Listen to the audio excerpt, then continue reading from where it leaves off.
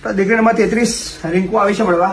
રિંકુ તો તમને યાદ છે, રિંકુ નથી સાંભળી શકતી, નથી બોલી શકતી.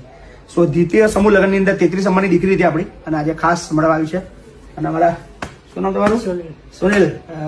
જે કયું ગામ? મગરોલના છે, અને દીકરી છે હાડેવાની. સો સમૂહ લગ્ન તો તમારો ભવ્ય યાદગાર. આ તમારી આપણી કોપી. શું કહેશો બોલો? મજા કમ્પ્લીટ ચાલે છે? બધું બરાબર જીવનમાં?